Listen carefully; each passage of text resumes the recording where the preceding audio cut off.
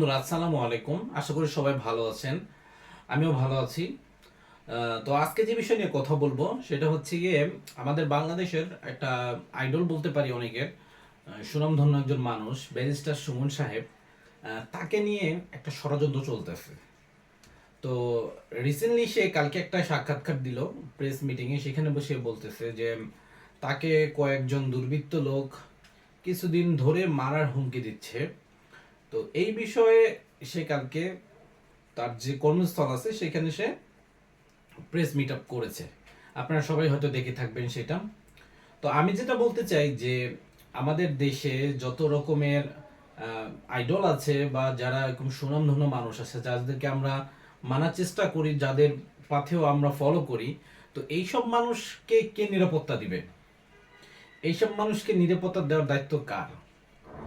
অবশ্যই আমাদের আইন শৃঙ্খলা বাহিনীর, আমাদের সরকারের, ইভেন আমাদের যারা সচেতন নাগরিক আছে সবাই। তো ব্যারিস্টার সুমন সে কিন্তু এখন বর্তমানে এক জায়গায় সিলেটের এমপিও। তো সেখানে একজন এমপির জীবন নিয়ে যখন এই শঙ্কা জাগে, তখন আসলে আমাদেরই বোধগম্য হয় না যে আসলে আমাদের নিজের লাইফ কতটা সেফ। ঠিক আছে, তো ব্যারিস্টার সুমনের মতো মানুষ আমাদের মাঝখানে প্রতিদিন আসবে না আর সব সময় হবে না। ঠিক আছে, আমাদের উচিত যে এই খারাপ সময়ে তাকে সাপোর্ট দেওয়া, ঠিক আছে, তার পাশে থাকা। ইভেন তার যে কর্মস্থল আছে সেখানে তার যে এরা আছে, কলিগরা আছে, ঠিক আছে, তাদেরকে সাপোর্ট দেওয়া। ব্যারিস্টার সুমন একজন বাংলাদেশের নামকরা মানুষ, আমরা সবাই জানি। যেমন বাংলাদেশের প্লেইং ফুটবল, তারপর হচ্ছে গিয়ে ক্রিকেট, বিভিন্ন খেলার এইগুলো নিয়ে ব্যারিস্টার সুমন সবসময় সচেতন ছিলেন। ইভেন এই যে বেনজির সাহেব যে বাংলাদেশ থেকে দুর্নীতির দায়ে পলায়ন করছে, সেও কিন্তু তার বিরুদ্ধে যে কেস মামলা হয়েছে সেটা কিন্তু ব্যারিস্টার সুমনের উদ্যোগে হয়েছে। ঠিক আছে, তো এখনো অনেক কাজ আছে, অনেক দুর্নীতির বিরুদ্ধে ব্যারিস্টার সুমন নিজে একা দাঁড়িয়ে লড়াই করতেছে।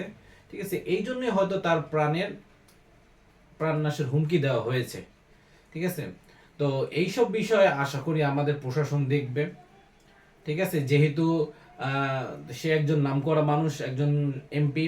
ঠিক আছে, এই জন্য তাকে সেই মর্যাদাটুকু দিয়ে তার লাইফের গ্যারান্টি দিবে। ইভেন তার যে পরিবার আছে তাদেরকে সবাইকে সাপোর্ট দিবে। ঠিক আছে, এইটাই আমাদের সাধারণ মানুষের আশ্বাস। এবং প্রধানমন্ত্রীর কাছে আমাদের একটুকু আকুতি থাকবে যে ব্যারিস্টার সুমনের মতো মানুষ, ঠিক আছে, যে আমাদের আইডল, ঠিক আছে, আমার আইনি বিশেষজ্ঞতা বলেন বা খেলার দিকে বলেন, দুর্নীতি দমনের বিরুদ্ধে বলেন, সবকিছু দিয়ে যে সবসময় মাঠে সরব, মিডিয়ায় সরব, সব জায়গায় সরব। ঠিক আছে, তার মতো মানুষকে আমরা হারাতে চাই না। আপনি দয়া করে তার মতো মানুষদেরকে প্রোটেকশন দিবেন, যাতে তাকে দেখে আমাদের ভবিষ্যৎ প্রজন্ম একটা সুন্দর বাংলাদেশ গড়ে তুলতে পারে। তো এই বলে আজকের ভিডিও শেষ করছি। সবাইকে সালাম, আসসালামু আলাইকুম ওয়া রাহমাতুল্লাহি।